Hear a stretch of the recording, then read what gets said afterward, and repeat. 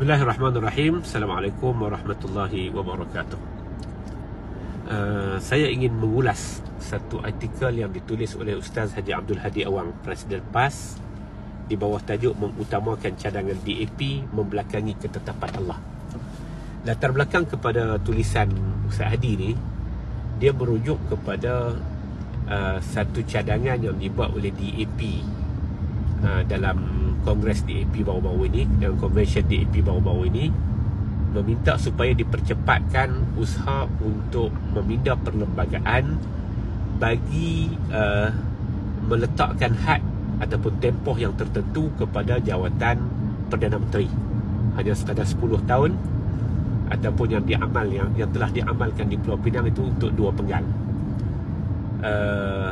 Cuma yang saya nak ulaskan, apabila Ustaz Hadi tiba-tiba mengaitkannya dengan kalau siapa menyokong, dia kata ramai orang pakat berlumba-lumba menyokong kenyataan DAP. Sebenarnya dalam peringkat parti pun banyak parti dah buat dah. Parti Amanah Negara pun dihadkan jawatan presiden hanya kepada 3 penggal. Ada yang menghadkannya kepada 2 penggal, jawatan pengurusi, jawatan Suksa Agung dan sebagainya. Ini biasa ya. Tetapi bila Ustaz Hadi dia mengaitkan, dia kata siapa yang sokong ataupun mengutamakan cadangan ini, maka seakan-akan membelakangi arahan Allah, membelakangi ketetapan Allah. Soalan yang pertama, dalam politik, termasuklah dalam menentukan tentang tempoh, tentang siapa, tentang bagaimana, tentang syarat kelayakan dan sebagainya, semua itu ditentukan secara ijtihad. Dia bukan satu perkara yang ditetapkan oleh Allah Azza wa Jalla. Sebab itulah kita tengok, kalau kata dari segi ketetapan, jangka masa para Nabi itu berbeza-beza. Dalam Nabi yang memerintah, Nabi yang sempat memerintah, jangka masa mereka memerintah itu pun berbeza-beza. Di kalangan khalifah pun, yang disebut sebagai pengganti kepada Nabi, itu pun berbeza-beza. Jadi di mana yang ketetapan dari segi tempoh ni? Jadi janganlah jauh sangat.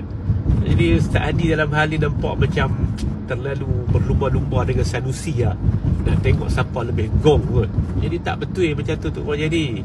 Yang betulnya ialah masa tempoh, had tempoh dan sebagainya. Had ni bukan persoalan yang ditetapkan oleh Tuhan. Yang kata ketetapan benda yang sabit ini, bukan macam tu. Dalam tulisan yang sama juga Ustaz Hadi menyebut, kata sekarang ni Islam sedang ditentang secara terbuka. Bila Islam tidak ditentang secara terbuka? Bila? Sejak bila? Bila Islam ditentang secara tertutup?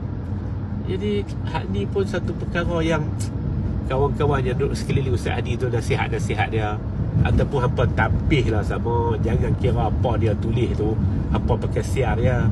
Jatuh kedudukan satu orang yang digambarkan sebagai mufassir, sebagai tokoh tafsir, tapi perkara yang asas macam ni pun hampa pergi bagi dia keluar terbit dalam Harakah Daily tu, menyampakkan dangkai sangatlah. Dangkai nampak macam gong sikit lah. Dia benda yang ditentukan oleh syarak ni bukan tentang tempoh. Dan Islam ni bila-bila pun akan ada orang yang tak bersetuju dengan Islam tu, dan mereka tak bersetuju secara terbuka.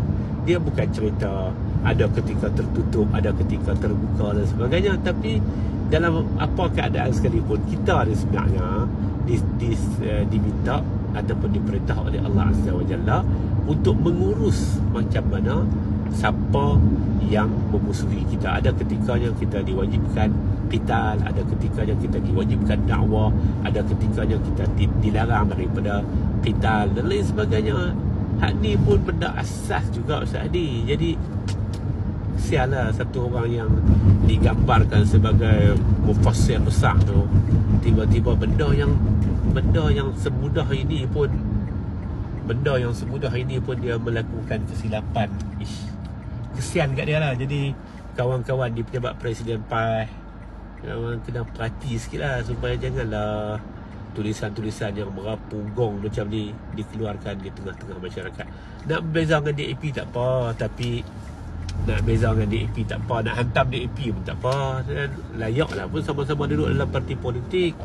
Tapi bila guna hujah yang agak gong macam ni, hak ni lah, tersiagat. wajah Ustaz Hadi. Saya duduk ni, saya baru sampai di muasasah institusi yang dimiliki oleh PAH. Assalamualaikum warahmatullahi wabarakatuh.